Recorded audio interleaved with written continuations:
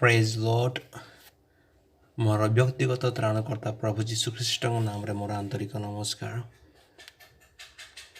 प्रभु नाम महिमान्वित हो कारण तांकरी असीम प्रेम एवं महान अनुग्रह द्वारा यह सुंदर सुजोग मु प्राप्त होछि।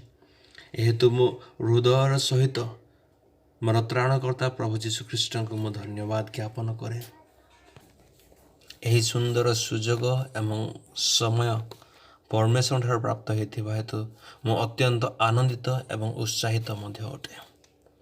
मोर प्रिय माने आमे गत दुईटी मेसेज रे आमे श्रवण करि आसीअछु। कोरोना भाइरस कोविड-19 महामारी आसीबार तार प्रथम एवं द्वितीय कारण आशा करे ता आपण माने सुनी अछंती एवं ता द्वारा अनेक नुआ नुआ विषय जानिबा सहित आपणा को संशोधन करबा निमंते प्रस्तुत होई अछंती। आसंतु वर्तमान रो एही सुंदर समय रे पिता परमेश्वर एही शेष काल रे जहाँ से प्रकाश करबा निमंते चाहू अछंती। जो समस्त विषय आपणा हृदय रे से गुप्त भाव रखी अछंती ताहा से आपणा प्रियजन मानक सम्मुख रे से प्रकाश करबा निमंते चाहू अछंती पवित्र आत्मा को द्वारा। एहेतु आसंतु एही शेष दिन मानकरे तांकरी हृदयर योजना चिंता भावना एवं समस्त कल्पना ज्ञात हेबा निमंते पवित्र वाक्य तांकरी स्वर सुनिबा निमंते आसंतु माने संक्षिप्त पर प्रार्थना करिबा तापर माने वाक्य श्रवण करिबा। स्वर्गीय पिता आमे प्रत्येक अपना हृदय सहित तुमको धन्यवाद देउछु कारण तुम्हें सुंदर सुजोग आम प्रत्येक को तुम्हें प्रदान करियछ। तुम महानाम धन्य हो प्रभु। तुम्हें जुगे जुगे तुम्हें गौरवान्वित हो तुम्हें प्रशंसित हो। वर्तमान दिन मानक जहाँ जहाँ तुम्हें करवा निमंते उद्यत अस सही विषय तुम को ज्ञात कराइबा निमंते प्रभु इच्छा प्रकाश करुथिबा हेतु आमे तुमको हृदय सहित धन्यवाद देउछु।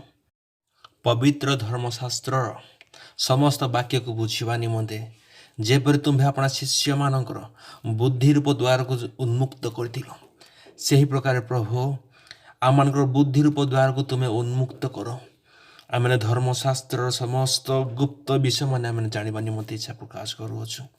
यही महामारी समय आपणा को आम संपूर्ण संशोधित करने चाहूँछु। आम्भे मैंने आओ अबुझा ही रहबा निमंते चाहूना हो पिता तुम्हें अपना वाक्य द्वारा मान को तुम्हें शिक्षित कराओ। यही समय स्वर्ग उन्मुक्त हो तुम्हें मान को मुक्त भाव तुम्हें कथा कह मान को तुम्हें संशोधन कर सकल वाक्य निवेदन तुम्हें श्रवण कल तुमको धन्यवाद हो। प्रार्थना तुम्हें श्रवण कल हेतु प्रभु तुम ठारे समर्पित है प्रभु जीशु ख्रीष्ट नाम मागुअछि आमेन। मो प्रभु प्रिय लोक माने गत दुईटी मेसेज कोरोना भाइरस कोविड-19 तार दुईटी कारण मु आपण मानक सम्मुख उपस्थापन करिअछि। आशा करे आपण माने ताहा निश्चय सुनी अछंती एवं उपकृत मध्ये अछंती। आसंतु कोरोना भाइरस कोविड-19 ए महामारी आसीबार तार तृतीय कारण को आज माने ध्यान करिबा। मोर प्रिय माने वर्तमान आधुनिक पृथ्वी आज आम निकट में special scientist space scientist medical scientist माने अछंती एवं ताहा सहित स्किलफुल डॉक्टर्स माने अछंती। आम निकट में नर्स माने अछंती। आम निकट में प्रोफेसर माने अछंती। आम निकट में इंजीनियर्स माने अछंती। आम निकट में स्कॉलर्स अछंती एस्ट्रोनॉट्स अछंती अनेक रिच पर्सन अछंती अनेक सेलिब्रिटी आम अछंती अनेक स्पोर्ट्समैन अछंती। आम निकट में हाईली क्वालिफाइड एजुकेटेड लोक अछंती। आम निकट में wise and intelligent men and women अछंती। आज आमे माने आम ज्ञान द्वारा पशु एवं पक्षी मानक ऊपर आमे डोमिनियन करि पारुछु। ଆଜି ଆମମାନଙ୍କ ପାଖରେ ମିଲିଟାରୀ ପାୱାର ଅଛି, ଫିନାନ୍ସିଆଲ ପାୱାର ଅଛି, ନ୍ୟୁକ୍ଲିୟର ପାୱାର ଅଛି ଏବଂ ତା ସହିତ ଡୋମିନିୟନ ପାୱାର ମଧ୍ୟ ଅଛି। ଏହି ସମସ୍ତ ପାୱାର ଆଜି ଆମମାନଙ୍କ ହାତରେ ଥିଲେ ମଧ୍ୟ, ଆମମାନଙ୍କ ପାଖରେ ଥିଲେ ମଧ୍ୟ ଆମମାନେ କରୋନା ଭାଇରସ କୋଭିଡ-19 ଏହି ମହାମାରୀ ସମ୍ମୁଖରେ ଆମେ ସମ୍ପୂର୍ଣ୍ଣ ହାର ମାନି ଯାଇଅଛୁ। ମିଲିଟାରୀ ପାୱାର ଦ୍ୱାରା ଏକ ଦେଶର ସରକାର ଅନ୍ୟ ଦେଶର ସରକାରକୁ ଡରାଇ ରଖେ, ଭୟ ଦେଖାଏ। ଟେରୋରିଷ୍ଟ ମାନଙ୍କୁ, ଅଲ୍ ୱାର୍ଲଡ ଡନ୍ ମାନଙ୍କୁ, ୱାଣ୍ଟେଡ୍ ମାନଙ୍କୁ ମିଲିଟାରୀ ପାୱାର ଦ୍ୱାରା ଆପଣା ଦେଶର ଶକ୍ତିକୁ ପ୍ରକାଶ କରିଥାଏ। ଏବଂ ସେହିପରି ଫିନାନ୍ସିଆଲ ପାୱାର ଦ୍ୱାରା ଏକ ଦେଶର ସରକାର ଅନେକ ମହତ୍ ବିଷୟମାନ କରିଥାଏ। ଫିନାନ୍ସିଆଲ ପାୱାର ଦ୍ୱାରା ଆକାଶକୁ ଛୁଇଁ ଗଲା ଭଳି ଉଚ୍ଚ ଅଟ୍ଟାଳିକା ମାନ ଆଜି ନିର୍ମାଣ କରୁଅଛି ମଣିଷ। ଏବଂ ଆପଣାର ଡୋମିନିୟନ ପାୱାର ଦ୍ୱାରା ମନୁଷ୍ୟମାନେ ଆଜି ବିଶାଳକାୟ ପଶୁ ଏବଂ ପକ୍ଷୀମାନଙ୍କୁ ଆପଣାର କ୍ଷମତାର ଅଧୀନ କରି ରଖିଅଛନ୍ତି। ଆଜି ସାଇଣ୍ଟିଷ୍ଟ ମାନେ ହାଇଲି ଡେଭଲପ୍ଡ ହେଲା ପରେ ନ୍ୟୁକ୍ଲିୟର ତିଆରି କରିଅଛନ୍ତି। ଯେଉଁ ନ୍ୟୁକ୍ଲିୟର ପାୱାର ଦ୍ୱାରା ଏକ ଦେଶର ସରକାର ଅନ୍ୟ ସରକାରକୁ, ଅନ୍ୟ ଦେଶକୁ ସମ୍ପୂର୍ଣ୍ଣ ମୂଳ ଉତ୍ପାଟନ କରିବା ନିମନ୍ତେ, ବିନାଶ କରିବା ନିମନ୍ତେ ନିର୍ଦ୍ଦେଶ ଦେଇଥାଏ। ଆଜି ଏହି ସମସ୍ତ ପାୱାର ଗଲା କୁଆଡ଼େ? ବର୍ତ୍ତମାନର ସମୟରେ military power, financial power, dominion power, nuclear power ସମ୍ପୂର୍ଣ୍ଣ ଭାବରେ ଏକ ଅଦୃଶ୍ୟ ଭୂତାଣୁ ସମ୍ମୁଖରେ, କରୋନା ଭାଇରସ ସମ୍ମୁଖରେ ସମ୍ପୂର୍ଣ୍ଣ ହାର ମାନି ଯାଇଅଛି। ଏହି ସମସ୍ତ ପାୱାର ଆଜି ମନୁଷ୍ୟ ପାଖରେ ଥିଲେ ମଧ୍ୟ ମନୁଷ୍ୟ ଆଜି ସମ୍ପୂର୍ଣ୍ଣ ପଙ୍ଗୁ ବନି ଯାଇଅଛି। ଏହି ଭାଇରସର କୌଣସି କ୍ଷତି ଘଟାଇ ପାରୁନାହିଁ। କରୋନା ଭାଇରସ ଚୀନ ଦେଶର ହୁଆଙ୍ଗ ସହରରେ ପ୍ରଥମ କରି ଦେଖାଯିବା ସମୟଠାରୁ ବର୍ତ୍ତମାନ ପର୍ଯ୍ୟନ୍ତ ସାଇଣ୍ଟିଷ୍ଟ ମାନେ କୋଭିଡ-19ର ଭ୍ୟାକ୍ସିନ ବାହାର କରିବା ନିମନ୍ତେ ସେହି ସମୟଠାରୁ ବର୍ତ୍ତମାନ ପର୍ଯ୍ୟନ୍ତ ପ୍ରଚେଷ୍ଟା ଜାରି ରଖିଅଛନ୍ତି। କିନ୍ତୁ ଆଜି ପର୍ଯ୍ୟନ୍ତ ସାଇଣ୍ଟିଷ୍ଟ ମାନେ ଭ୍ୟାକ୍ସିନ ବାହାର କରିବା ନିମନ୍ତେ ସକ୍ଷମ ହୋଇପାରିନାହାନ୍ତି। ଏହି କୋଭିଡ-19 ମହାମାରୀ ଦ୍ୱାରା ଅନେକ ଲକ୍ଷ ଲୋକ ପୃଥିବୀରେ ମୃତ୍ୟୁବରଣ କରି ଆସୁଅଛନ୍ତି। ଆଜି ସାଇନ୍ସ ହାଇଲି ଡେଭଲପ୍ଡ ହେଲା ପରେ ମଧ୍ୟ ଏହି ଭାଇରସ ସମ୍ମୁଖରେ ସମ୍ପୂର୍ଣ୍ଣ ହାର ମାନିଅଛି। କାହିଁକି ମୋର ପ୍ରିୟମାନେ ଏହି କୋଭିଡ-19ର କେସ୍ ଦ୍ୱାରା ଅନେକ ଲୋକମାନେ ଆଜି ମୃତ୍ୟୁବରଣ କରୁଅଛନ୍ତି? କାହିଁକି ଏ ଭାଇରସ ଏତେ ଶକ୍ତିଶାଳୀ ଅଟେ? କାହିଁକି ଏହି ମହାମାରୀ ପୃଥିବୀରେ ସ୍ଥାନ ପାଇଲା? ଆସନ୍ତୁ ଏହାର ତୃତୀୟ କାରଣ ଜାଣିବା ନିମନ୍ତେ ଆପଣମାନେ ମୋ ସହିତ ଖୋଲନ୍ତୁ ପବିତ୍ର ବାଇବେଲର ଗଣନା ପୁସ୍ତକ, ତାହାର 25 ଅଧ୍ୟାୟ। ଆଉ ଏହି 25 ଅଧ୍ୟାୟର 1 ପଦରୁ 9 ପଦ ପର୍ଯ୍ୟନ୍ତ ମୁଁ ଆପଣମାନଙ୍କ ନିମନ୍ତେ ପଢ଼ୁଅଛି। ଆଉ ଆପଣମାନେ ତାହା ଧ୍ୟାନ ସହିତ ଶ୍ରବଣ କରନ୍ତୁ।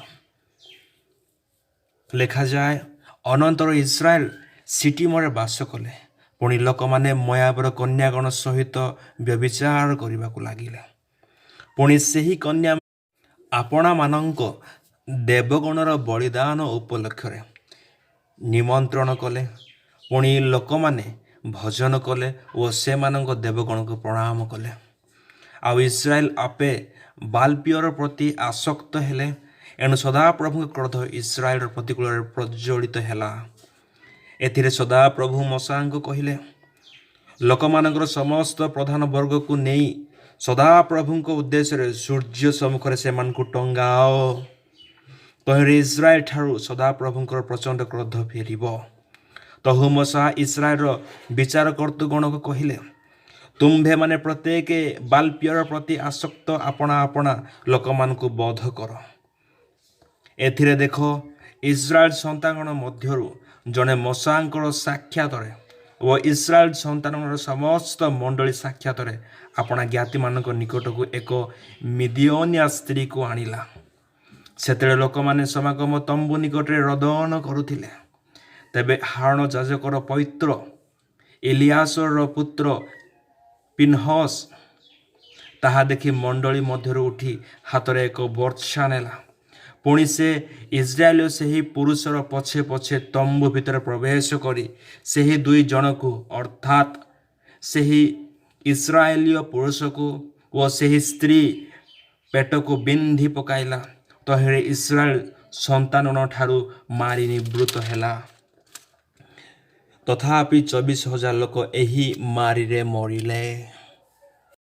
ମୋର ପ୍ରିୟମାନେ, ଏହି ଗଣନା ପୁସ୍ତକ ତାହାର 25 ଅଧ୍ୟାୟର ଘଟଣା ଆମମାନେ ପଢ଼ି ଏହା ଜାଣିବାକୁ ପାଇଲୁ ଯେ ଅନନ୍ତର ସଦାପ୍ରଭୁ ଅବ୍ରାହମର ପରମେଶ୍ୱର ଆଦି ପୁସ୍ତକ ତାହାର 12 ଅଧ୍ୟାୟରେ ଅବ୍ରାହମକୁ ଉର୍ ଦେଶରୁ ସେ ଆହ୍ୱାନ କଲେ ଏବଂ ପ୍ରତିଜ୍ଞାତ ଦେଶକୁ ଯାତ୍ରା କରିବା ନିମନ୍ତେ ତାଙ୍କୁ ଆଜ୍ଞା ଦେଲେ। ଅବ୍ରାହମ ସେ ପ୍ରତିଜ୍ଞାତ ଦେଶକୁ ପ୍ରାପ୍ତ ହେବା ନିମନ୍ତେ ପରମେଶ୍ୱରଙ୍କ ଆଜ୍ଞା ପାଳନ କରି ଆପଣାର ଦେଶ, ଜ୍ଞାତି, କୁଟୁମ୍ବ, ପୈତୃକ ଗୃହକୁ ସେ ପରିତ୍ୟାଗ କଲେ। ଏବଂ ଆଦି ପୁସ୍ତକ ତାର 13 ଅଧ୍ୟାୟରେ ଯେଉଁ ପ୍ରତିଜ୍ଞାତ ଦେଶ ପରମେଶ୍ୱର ଦେବା ନିମନ୍ତେ ଅବ୍ରାହମକୁ କହିଥିଲେ, ସେହି 13 ଅଧ୍ୟାୟର ତାର 11 ଏବଂ 12 ପଦରେ ସେ ଯାଇ ପହଞ୍ଚିଲେ। ଆଉ ସେ ପ୍ରତିଜ୍ଞାତ ଦେଶର ନାମ ହେଉଛି କିଣାନ। ସେହି କିଣାନ ଦେଶରେ ଅବ୍ରାହମ ବାସ କରିବା ସମୟରେ ଅବ୍ରାହମକୁ ଆଶୀର୍ବାଦ କରି ପରମେଶ୍ୱର ପ୍ରତିଜ୍ଞା କରି ସେ କହୁଅଛନ୍ତି। ସେହି ଆଦି ପୁସ୍ତକ ତାର 13 ଅଧ୍ୟାୟର 14, 15 ଏବଂ 16 ପଦରେ ଅନନ୍ତର ଅବ୍ରାହମଙ୍କ ଠାରୁ ଲୋଟକ ପୃଥକ ହେଲା ଉତ୍ତାରେ ସଦାପ୍ରଭୁ ଅବ୍ରାହମ କହିଲେ, ଏବେ ତୁମ୍ଭେ ଯେଉଁଠାରେ ଅଛ ସେଇଠାରୁ ଅନାଇ ଉତ୍ତର, ଦକ୍ଷିଣ, ପୂର୍ବ ଓ ପଶ୍ଚିମ ଦିଗକୁ ଦୃଷ୍ଟିପାତ କର। କାରଣ ଏହି ଯେ ସକଳ ଦେଶ ତୁମ୍ଭେ ଦେଖୁଅଛ ତାହା ଆମ୍ଭେ ତୁମ୍ଭକୁ ଓ ଯୁଗାନୁକ୍ରମେ ତୁମର ବଂଶକୁ ଦେବା। ପୁଣି ପୃଥିବୀର ଧୂଳି ପରି ଆମ୍ଭେ ତୁମ ବଂଶ ବୃଦ୍ଧି କରିବା। କେହି ଯେବେ ପୃଥିବୀସ୍ଥ ଧୂଳି ଗଣି ପାରଇ ତେବେ ତୁମ୍ଭର ବଂଶ ଗଣ୍ୟ ହେବ। ଆଦି ପୁସ୍ତକ ତାହାର 13 ଅଧ୍ୟାୟର ପରମେଶ୍ୱର ଯେଉଁ ପ୍ରତିଜ୍ଞା ଅବ୍ରାହମଙ୍କ ପ୍ରତି କରିଥିଲେ, ଆମେ ତୁମର ବଂଶକୁ ବର୍ତ୍ତମାନ ତୁମ୍ଭେ ଯେଉଁ ଦେଶରେ ବାସ କରୁଅଛ ସେହି ଦେଶରେ ଅର୍ଥାତ୍ ସେହି କିଣାନ ଦେଶ ଆମେ ଦେବା। ସେହି କିଣାନ ଦେଶରେ ତୁମର ବଂଶ ବାସ କରିବେ ଏବଂ ଆମର ଉପାସନା କରିବେ।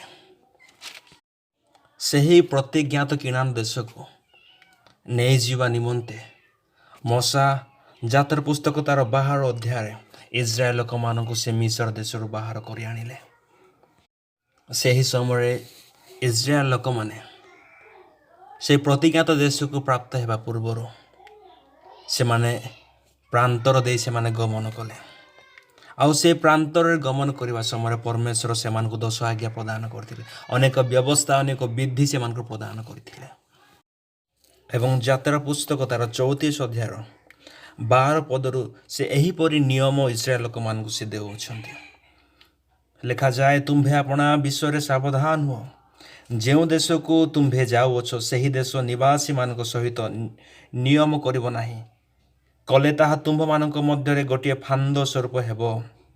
ମାତ୍ର ତୁମ୍ଭେମାନେ ସେମାନଙ୍କ ବେଦୀ ସବୁ ଭଗ୍ନ କରିବ ଓ ସେମାନଙ୍କ ସ୍ତମ୍ଭ ସବୁ ଭାଙ୍ଗି ପକାଇବ ଓ ଅସେରାର ମୂର୍ତ୍ତି କାଟି ପକାଇବ। ଯେହେତୁ ତୁମ୍ଭେ ଅନ୍ୟ କୌଣସି ଦେବତାକୁ ପ୍ରଣାମ କରିବ ନାହିଁ, କାରଣ ସଦାପ୍ରଭୁଙ୍କ ନାମ ସ୍ୱଗୌରବ ରକ୍ଷଣରେ ଉଦ୍ଯୋଗୀ, ସେ ସ୍ୱଗୌରବ ରକ୍ଷଣରେ ଉଦ୍ଯୋଗୀ ପରମେଶ୍ୱର ଅଟନ୍ତି। କେ ଜାଣି ଅବା ତୁମ୍ଭେ ସେହି ଦେଶ ନିବାସୀ ଲୋକମାନଙ୍କ ସହିତ ନିୟମ କରିବ। କଲେ ଯେଉଁ ସମୟରେ ସେମାନେ ନିଜେ ଦେବଗଣର ଅନୁଗାମୀ ହୋଇ ବ୍ୟଭିଚାର କରନ୍ତି ଓ ନିଜ ଦେବଗଣ ନିକଟରେ ବଳିଦାନ କରନ୍ତି, ସେ ସମୟରେ କେହି ତୁମ୍ଭକୁ ଡାକିଲେ ତୁମ୍ଭେ ତାହାର ବଳିଦ୍ରବ୍ୟ ଖାଇବ।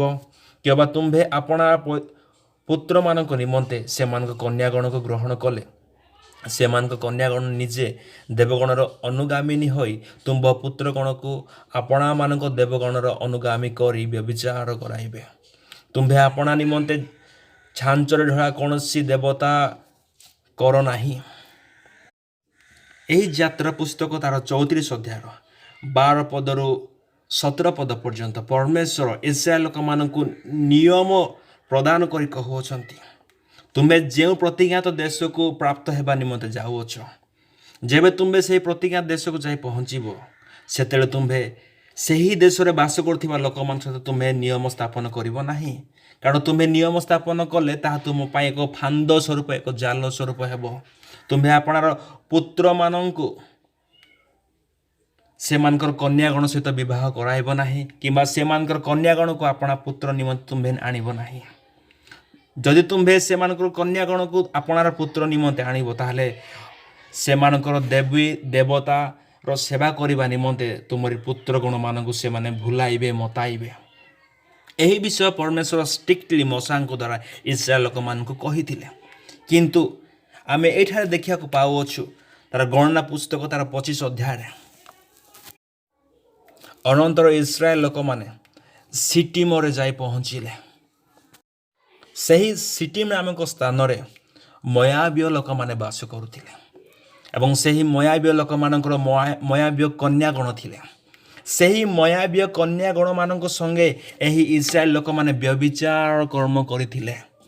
କେବଳ ସେତିକି ନୁହେଁ ମୋର ପ୍ରିୟମାନେ, ତାହା ସହିତ ସେହି ମୋଆବୀୟ ଲୋକମାନଙ୍କର ଦେବଗଣ ଉଦ୍ଦେଶ୍ୟରେ ମାନେ ବଳିଦାନ ଉତ୍ସର୍ଗ କରିଥିଲେ ଏବଂ ସେମାନଙ୍କର ଦେବଗଣକୁ ପ୍ରଣାମ କରିଥିଲେ ଏବଂ ତାହା ସହିତ ସେହି ମୋଆବର ବାଲପିଅର ଦେବତା ପ୍ରତି ସେମାନେ ଆସକ୍ତ ହେଇଥିଲେ।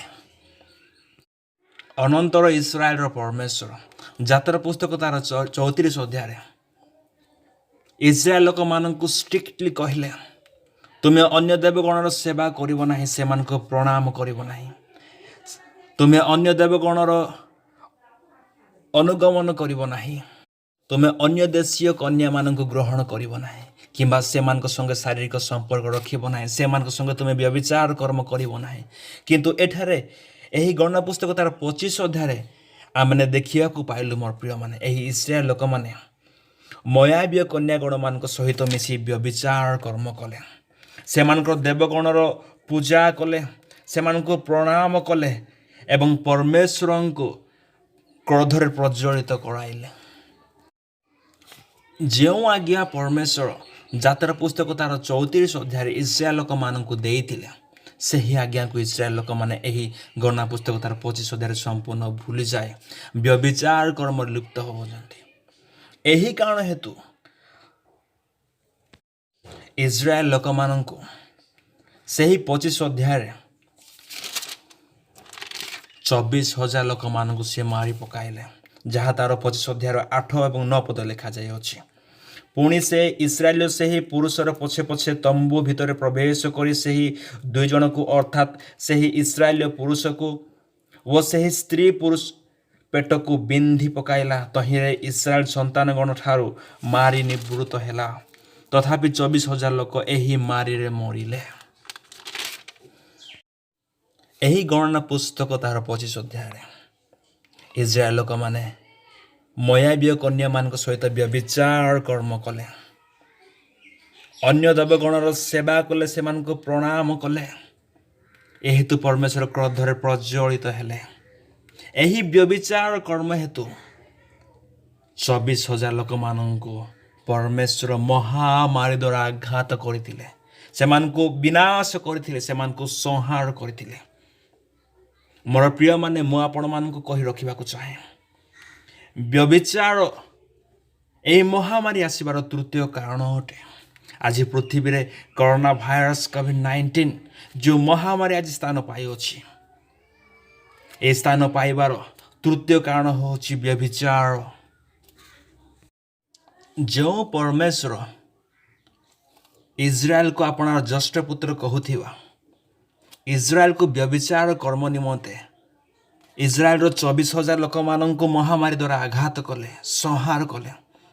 ବର୍ତ୍ତମାନର ସମୟରେ ଆମମାନେ ବ୍ୟଭିଚାର କଲେ କି ସେ ଆମମାନଙ୍କୁ ଛାଡ଼ିଦେବେ? ସେ କି ନ୍ୟାୟବାନ ପରମେଶ୍ୱର ନୁହନ୍ତି?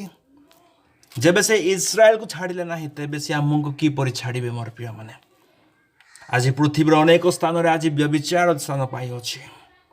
ପ୍ରତ୍ୟେକ ଦେଶରେ, ପ୍ରତ୍ୟେକ ରାଜ୍ୟରେ, ପ୍ରତ୍ୟେକ ସହରରେ, ପ୍ରତ୍ୟେକ ଜିଲ୍ଲାରେ ଆଜି ବ୍ୟଭିଚାର ସ୍ଥାନ ପାଇଅଛି। ପ୍ରତ୍ୟେକ ପରିବାରରେ ମଧ୍ୟ, प्रत्येक घरे घरे आज व्यभिचार स्थान पाइअछि। एही कारण हेतु परमेश्वर महामारी द्वारा आज संहार करुअछन्ति। वर्तमान समय कोरोना भाइरस कोविड-19 ए जो महामारी आमने देखुअछु, एही महामारी आसीबार तृतीय बिब्लिकल रीजन होछि व्यभिचार।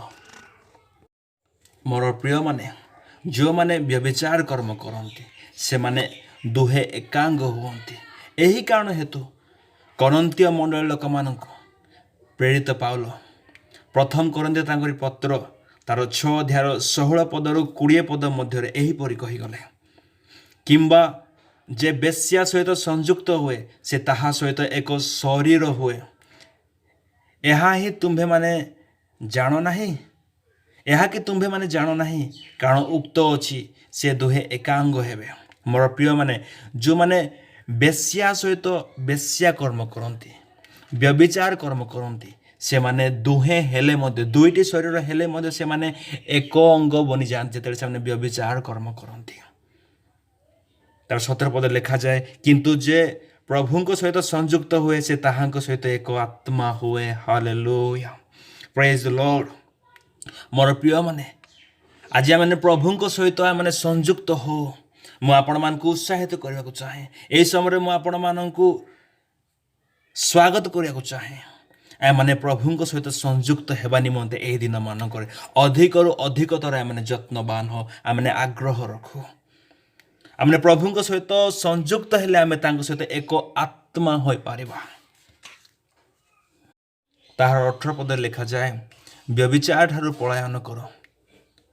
मनुष्य अन्य जे कौनसी पाप करे ताहा शरीर बहिर्भूत, किंतु जे व्यभिचार करे से अपनार निज शरीर विरुद्ध रे पाप करे। मोर प्रिय माने एही 18 पदरे प्रेरित पाउल व्यभिचार ठारू पलायन करबा निमंते आदेश देउछन्ति करन्ते माननको। कारण जो मनुष्य व्यभिचार कर्म करे से अपनार शरीर विरुद्ध रे पाप करिथाए। यह कि परि अटे? यार अर्थ कौन हो पारे? किंतु अन्य कौनसी पाप ताहार बहिर्भूत होई न थाए। जतले एक व्यक्ति चोरी काम करे सेतले से अपना शरीर विरुद्ध रे पाप कर न थाए। जतले एक व्यक्ति डकायत करे से समय से अपना शरीर विरुद्ध रे पाप कर न थाए। जतले एक व्यक्ति मिथ्या कहि थाए से समय से अपना शरीर विरुद्ध रे से पाप कर न थाए। जतले एक व्यक्ति अन्यर निंदा करि थाए, अन्य को घृणा करि थाए, अन्य को ईर्षा करि थाए, अन्य को मंद कथार गाली करि थाए, सही समय से अपना शरीर विरुद्ध रे पाप करि न थाए। किंतु जो व्यक्ति व्यभिचार कर्म करे से अपना शरीर विरुद्ध रे से पाप करि थाए। एही कारण हेतु ही प्रेरित पाउल करन्थीय मानक कहले, व्यभिचार पलायन करो।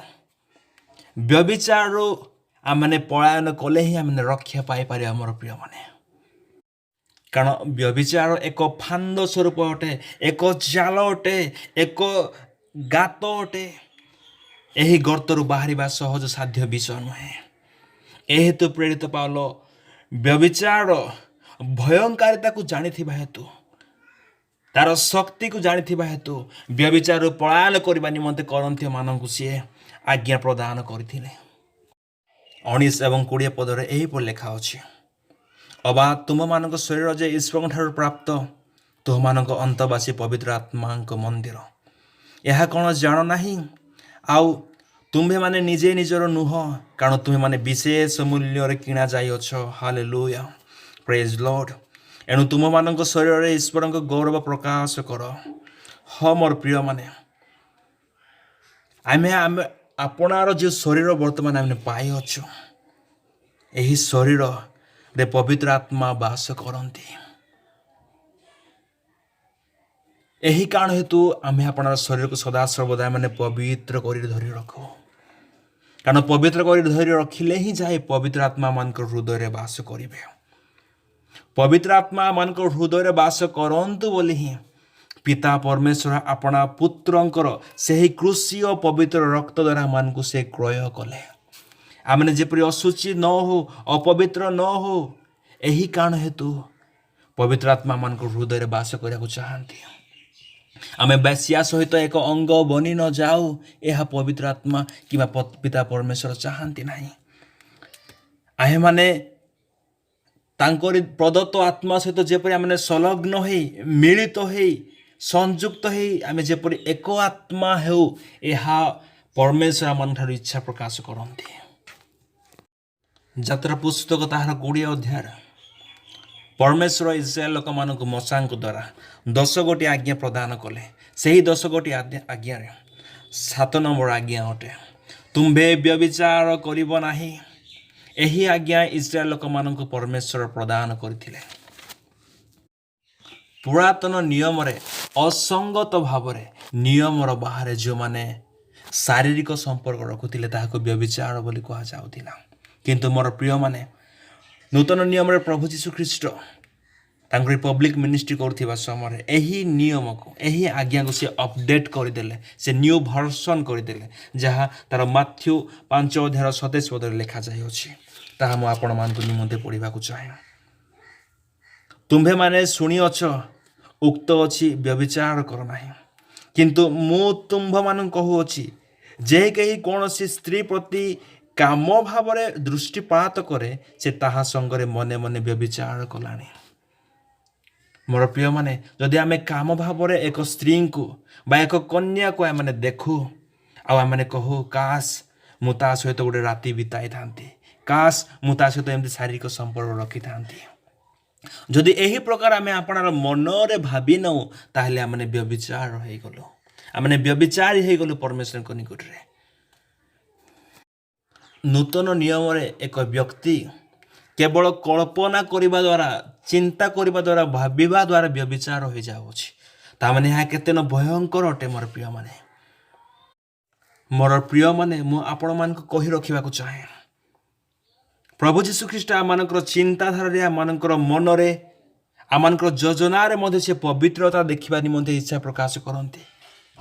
आमानकर चिंताधारा रे मध्ये सुचिता स्थान पाओ एहा प्रभु आमानकर इच्छा प्रकाश करंती। कारण मैंने जब चिंतार जदि व्यभिचार मैंने करि पकाओ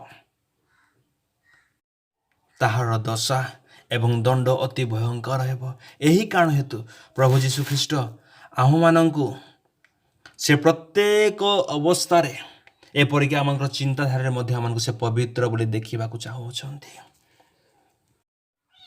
आ माने आदि पुस्तक तार 39 अध्याय घटना को जानो। फारोंकर स्त्री जोसेफको यौन प्रलोभन देखाउछंती एवं ताहा सहित शयन करबा निमंते तांको बाध्य करूछंती, तांको मनाउछंती, तांको बारंबार ता सहित शयन करबा निमंते से कहउछंती। किंतु सही समय जोसेफ अपना प्रभुंकर स्त्री सहित शयन करबा निमंते से चाहिला नाही। जेतेबेले फारोंको स्त्री जोसेफको बाध्य कला एवं तार वस्त्र धरी ताकू टणाटुणी कला सही समय जोसेफ सही वस्त्र फारोर स्त्री हस्त रे छाड़ी दे से ताठारु से पलायन करिथिला। सही दिन जोसेफ पलायन करिबा द्वारा ही से स्त्री ठारू व्यभिचार से मुक्त हो पारिथिला, से उद्धार पाइथिला। एही कारण हेतु मोर प्रिय माने प्रेरित पाउल प्रथम करंती तार 6 अध्याय 18 पदरे कहिले जहा मु आपण मान कहूथिले व्यभिचार ठारू पलायन कर। एक भयंकर विषय अटे मोर प्रिय माने। एठारो पलायन कले ही जाय माने रक्षा प्राप्त हो पारिबा। जदि आमने पलायन न करू ताहले सही आकर्षणीय जाल रे सही फांदरे आमने पड़िबा। आमनको उठाइबा निमंते केही से समय आमनको पाखे नथिबे किंबा आमे निजर सक्षमता द्वारा निजर बल द्वारा आमे सही फांदरे आमने उठी पारिबा नाही।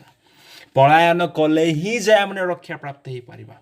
सेही दिन जोसेफ पलायन करबा द्वारा ही से व्यभिचार रक्षा प्राप्त होइतिला। से प्रकार हमने पलायन कले ही जे आज व्यभिचार हमने रक्षा प्राप्त हो पारिबा। वर्तमान समय समग्र पृथ्वी रे कोरोना भाइरस अनेकों को विनाश करि चली अछि। से कहारी प्रति अपना दया देखाउ नाही, अति निष्ठुर व्यवहार से प्रकाश करूछि। कोरोना भाइरस कोविड-19 ଏହି କେସ୍ ଦ୍ୱାରା ଆମେରିକା ମହାଦେଶରେ ହଜାର ହଜାର ଲୋକ ମୃତ୍ୟୁବରଣ କରିସାରିଲେଣି। କାହିଁକି ମୋର ପ୍ରିୟମାନେ? ଆମେରିକା ତ ଏକ ଖ୍ରୀଷ୍ଟିଆନ ଦେଶ ଅଟେ, କିନ୍ତୁ ସେହି ଦେଶରେ ଏତେ ମାତ୍ରାରେ କାହିଁକି ଆକ୍ରାନ୍ତ ହେଉଛନ୍ତି ଏବଂ କାହିଁକି ମୃତ୍ୟୁବରଣ କରୁଅଛନ୍ତି ମୋର ପ୍ରିୟମାନେ? ଯଦି ଆମେ ଆମେରିକା ବିଷୟ ଚିନ୍ତା କରୁ, ଆଜି ସେଠାରେ ଫ୍ୟାମିଲି ବୋଲି ଆଜି ଆଉ କିଛି ନାହିଁ। ଫ୍ୟାମିଲି ବୋଲି ଆଜି କୌଣସି ଗୋଟେ ସେପ୍ ନାହିଁ, କୌଣସି ଗଠନ ନାହିଁ। ସେହି ଆମେରିକାରେ ଗ୍ରାଣ୍ଡ ଫାଦର ମାନେ ଆପଣ ଗ୍ରାଣ୍ଡ ଡଟର ମାନଙ୍କ ସହିତ ଫିଜିକାଲ ରିଲେସନ ରଖୁଅଛନ୍ତି। ଗ୍ରାଣ୍ଡ ସନ୍ ମାନେ ଆପଣର ଗ୍ରାଣ୍ଡ ମଦର ମାନଙ୍କ ସହିତ ଫିଜିକାଲ ରିଲେସନ ରଖୁଅଛନ୍ତି। ଛୋଟ ଛୋଟ ପୁଅମାନେ ଆଣ୍ଟି ମାନଙ୍କ ସହିତ ଫିଜିକାଲ ରିଲେସନ ରଖୁଅଛନ୍ତି। ମନୁଷ୍ୟମାନେ ଆନିମାଲ୍ସ ମାନଙ୍କ ସଙ୍ଗେ ଫିଜିକାଲ ରିଲେସନ ରଖୁଅଛନ୍ତି। ସେଠାରେ କୌଣସି ଆଉ ଫ୍ୟାମିଲି ବୋଲି ନାହିଁ। ଆମେରିକା ପରିକା ଖ୍ରୀଷ୍ଟିଆନ କଣ୍ଟ୍ରିରେ ଆଜି ଅବର୍ସନକୁ ଲିଗାଲାଇଜ କରାଯାଇଅଛି। ଭ୍ରୂଣ ହତ୍ୟା ତାହା ପାପ ବୋଲି ଆଉ ଗଣନା କରାଯାଉ ନାହିଁ, ତାହାକୁ ଲିଗାଲାଇଜ କରାଯାଇଛି ନିୟମ ଅନୁସାରେ। ଯୁକ୍ତରାଷ୍ଟ୍ର ଆମେରିକା ଯେପରି ଏକ ଖ୍ରୀଷ୍ଟିଆନ କଣ୍ଟ୍ରି ଅଟେ, ଇଟାଲୀ ମଧ୍ୟ ସେ ପ୍ରକାର ଏକ ଖ୍ରୀଷ୍ଟିଆନ କଣ୍ଟ୍ରି ଅଟେ ମୋର ପ୍ରିୟମାନେ। ସପ୍ତାହଟି ତଳେ ସଚିନ କ୍ଲାଇଭ୍ସଙ୍କର ଏକ ୟୁଟ୍ୟୁବ ଭିଡ଼ିଓ ମୁଁ ଦେଖୁଥିଲି, ଆଉ ସେଠାରେ ସେ ଏକ ଦୃଶ୍ୟ ସେ ପ୍ରକାଶ କରିଅଛନ୍ତି, ଦେଖାଇଅଛନ୍ତି। ସେହି ଇଟାଲୀ ଦେଶରେ ଏହି କରୋନା ଭାଇରସ କୋଭିଡ-19 ଦେଖାଯିବାର ସପ୍ତାହରେ ପୂର୍ବରୁ ସେହି ଇଟାଲୀ ଦେଶର 7,000 গে କପୁଲ ସେମାନେ ଏକତ୍ର ହୋଇ ସେମାନେ ପାର୍ଟି କରୁଥିଲେ। ପୁଅ ସହିତ ଶାରୀରିକ ସମ୍ପର୍କ ରଖୁଅଛି, ଝିଅ ସହିତ ଶାରୀରିକ ସମ୍ପର୍କ ରଖୁଅଛି। ସେମାନଙ୍କ ମଧ୍ୟରେ କୌଣସି ଲଜ୍ଜା କିମ୍ବା ଅପମାନ ଦେଖାଯାଉ ନାହିଁ। ସେମାନେ ତାହାକୁ ପାପ ବୋଲି ଆଉ ଆଜି ମନେ କରୁନାହାନ୍ତି, ତାହାକୁ ଏକ କମନଲି ସେମାନେ ଧରି ନେଇ ଅଛନ୍ତି। ଆଜି ରୋମାନ୍ସକୁ କଣ୍ଟ୍ରି ମାନଙ୍କରେ, ଏପରିକି ଆମ ଭାରତରେ ମଧ୍ୟ ଏକ ଫନି ବୋଲି କୁହାଯାଉଅଛି। ଏହି ପର୍ଣ୍ଣୋଗ୍ରାଫି ସମ୍ପୂର୍ଣ୍ଣ ଭାବରେ କମନ ବନିଯାଇଛି ପ୍ରତ୍ୟେକଙ୍କ ନିମନ୍ତେ। ବ୍ୟଭିଚାରକୁ ଆଉ ପାପ ବୋଲି ଆଜି କହୁନାହାନ୍ତି।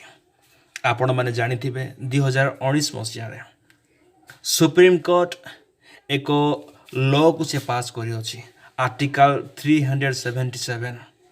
ସେହି ଆର୍ଟିକଲ ଅନୁସାରେ ଏକ ପୁଅ ସହିତ ବିବାହ କରିପାରିବ, ଏକ ଝିଅ ସହିତ ବିବାହ କରିପାରିବ। ଏହି ପ୍ରକାର ମୋର ପ୍ରିୟମାନେ ସମଗ୍ର ପୃଥିବୀର ଆଜି ଅନେକ ସରକାର, ଅନେକ ଦେଶ ଏହି ନିୟମକୁ ପାସ୍ କରିଅଛନ୍ତି। ଆମେରିକା ମଧ୍ୟ ଏହି ନିୟମକୁ ପାସ୍ କରିଅଛି, ଇଂଲଣ୍ଡ ମଧ୍ୟ ଏହି ନିୟମକୁ ପାସ୍ କରିଅଛି, ଅଷ୍ଟ୍ରେଲିଆ ମଧ୍ୟ ଏହି ନିୟମକୁ ପାସ୍ କରିଅଛି, ଇଟାଲୀ ମଧ୍ୟ ଏହି ନିୟମକୁ ପାସ୍ କରିଅଛି। ଆଜି ଏକ ପୁଅ ବିଶ୍ୱାସୀ ସହିତ କ'ଣ ବିବାହ କରୁଅଛି, ତାହା ବି ଆଉ କେଉଁଠାରେ ନାହିଁ ମୋର ପ୍ରିୟମାନେ, ତାହା ଚର୍ଚ୍ଚରେ ତାହା ହେଉଛି।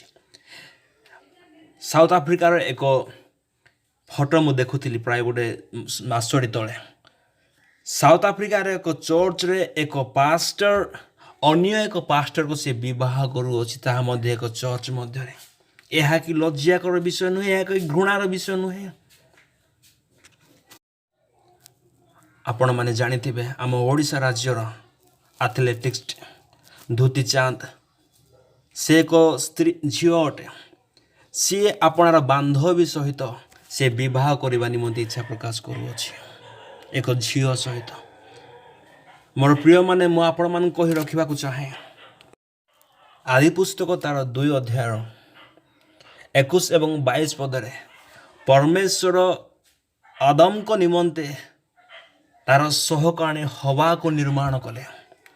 ଆଦମଙ୍କ ନିମନ୍ତେ ପରମେଶ୍ୱର ଆଦମକୁ ନିର୍ମାଣ କଲେ ନାହିଁ, କିନ୍ତୁ ଆଦମଙ୍କ ନିମନ୍ତେ ସେ ହବାକୁ ନିର୍ମାଣ କଲେ।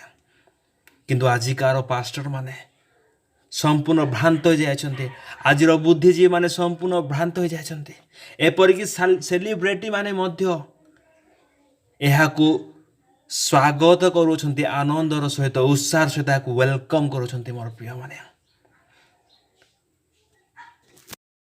ସେକ୍ସୁଆଲ ଇମୋରାଲିଟିକୁ ମେଣ୍ଟେନ୍ କରିବା ନିମନ୍ତେ, ଆଡଲ୍ଟେରୀକୁ ପ୍ରୋତ୍ସାହନ ଦେବା ନିମନ୍ତେ ଆଜି ଅନେକ ସରକାର ଲାଇସେନ୍ସ ପ୍ରଦାନ କରୁଅଛି।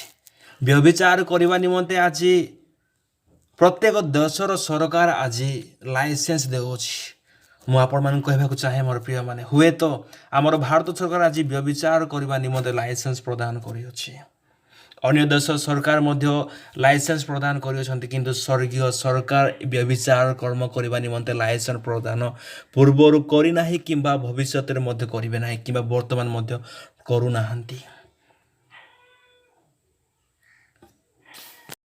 मु आपण मानक निमंते पढ़िबाक चाहे रम्य पुस्तक तार 1 अध्याय 26 एवं 27 पद एही कारण ईश्वर सेमानक जघन्य पाप प्रवृत्ति रे समर्पण कले कारण सेमानक स्त्री माने स्वाभाविक व्यवहार परिवर्ते अस्वाभाविक व्यवहार कले पुणी सेही परि पुरुष माने मध्य स्वाभाविक स्त्री संग परित्याग करी परस्पर आपणा आपणा कामानल रे दग्ध हेले पुरुष सहित पुरुष कुचित कर्म कले पुणी आपणा आपणा ठारे स्व स्व भ्रष्टाचार समुचित प्रतिफल पाइले मु आपण मान कहबाक चाहे मोर प्रिय माने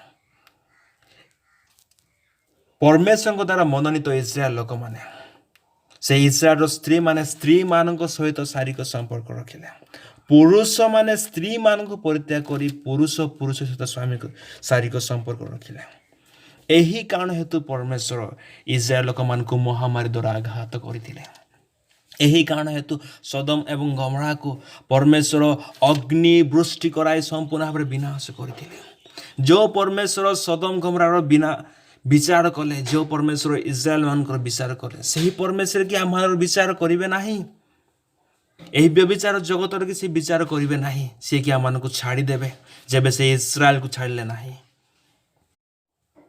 वर्तमान समय तो अण ख्रिस्टियन माने एही अडल्टरी काम लिप्त अछंती सही प्रकार आज मनकर ख्रिस्टियानिटी ए ख्रिस्टियन सोसाइटी मध्य सही अडल्टरी देखा जाउछि आज ख्रिस्टियन मध्य गे मैरेज स्थान पाई अछि ख्रिस्टियन सोसाइटी अत्यंत दुख एवं परितापर विषय अटे मोर प्रिय माने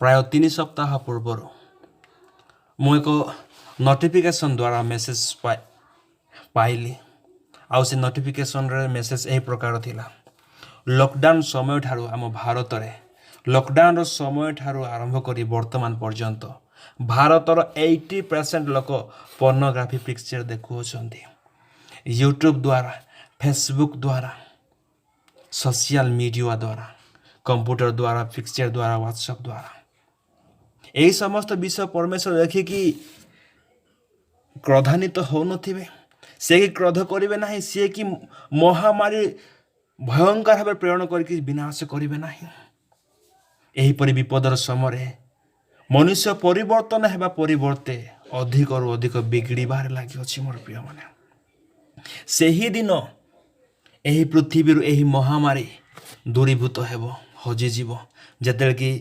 मनुष्य माने प्रथम कारण गर्व को परित्याग करी नम्र हेबे द्वितीय कारण प्रतिमा पूजा को छाड़ी जीवित परमेश्वर को सेवा करेंगे एवं तृतीय कारण व्यभिचार कर्म को परित्याग करी संपूर्ण भाव प्रभु को सम्मुख रे सिद्ध हेबा निमंते समर्पित हेबे से पापिनी स्त्री को भली व्यभिचार कर्म परित्याग कले ही जाए ए महामारी आमने रक्षा प्राप्त हो पारे हमर प्रिय माने तेणुक आसु यही महामारी रक्षा पाइबा निमंते व्यभिचार कर्म को परित्याग करो प्रतिमा पूजा को परित्याग करो गर्वी स्वभाव आम जीवन संपूर्ण भाव दूरे जाओ ताले आमने रक्षा प्राप्त हो पारिबा आसंतु आमने प्रार्थना करिबा स्वर्गीय पिता मु तुमको धन्यवाद देउछि तुम्हें आपन हृदय थिबा समस्त विषय को तुम्हें आपन वाक्य द्वारा मन तुम्हें कथा कहलो पवित्र आत्मा यही गुरुत्वपूर्ण शिक्षा तुम मान प्रदान कर हृदय सहित आम तुमको सम्मान जना करने सहित तुम ठारे आम समर्पित हेबु तुम्हारी महानाम धन्य हो प्रभु ये सुंदर एवं गुरुत्वपूर्ण विषय मान तुम आमको शिक्षा देउछ आम पाखे जो समस्त मंद स्वभाव देखा जाउछि ये समस्त स्वभाव प्रभु तुम्हें आमको संपूर्ण दूरे रख आमने संपूर्ण नम्र व्यक्ति हेबाक चाहूँ मो सांग तुल्य आम प्रतिमा पूजार संपूर्ण भाव आपना को ଦୂରେ ରଖିବାକୁ ଚାହୁଁଅଛୁ, ପଳାୟନ କରିବାକୁ ଚାହୁଁଅଛୁ, ବ୍ୟଭିଚାରରୁ ମଧ୍ୟ ପଳାୟନ କରି ସମ୍ପୂର୍ଣ୍ଣ ଉଦ୍ଧାର ପ୍ରାପ୍ତ ହେବାକୁ ଚାହୁଁଅଛୁ, ଏହି ମହାମାରୀରୁ ଉଦ୍ଧାର ଆମେ ପାଇବାକୁ ଚାହୁଁଅଛୁ, ତୁମମାନଙ୍କୁ ଉଦ୍ଧାର ପ୍ରଦାନ କର, ଆମମାନଙ୍କୁ ତୁମେ ସୁରକ୍ଷା ପ୍ରଦାନ କରି ତୁମରି ଗୌରବ ନିମନ୍ତେ ଆମମାନଙ୍କୁ ବଞ୍ଚିବା ନିମନ୍ତେ ସାହାଯ୍ୟ କର। ବିଶ୍ୱାସ କରୁଅଛି ପିତା, ତୁମମାନଙ୍କୁ ମହାମାରୀରୁ ଉଦ୍ଧାର କରି ତୁମରି ଗୌରବ ନିମନ୍ତେ ଆମମାନଙ୍କୁ ତୁମେ ବଞ୍ଚିବା ନିମନ୍ତେ ସାହାଯ୍ୟ କରିବଛ ବୋଲି ଏ ସମସ୍ତ ପ୍ରାର୍ଥନା ତୁମରି ହସ୍ତରେ ସମର୍ପଣ କରି ପ୍ରଭୁ ଯୀଶୁ ଖ୍ରୀଷ୍ଟଙ୍କ ନାଁରେ ମାଗୁଅଛି, ଆମେନ୍।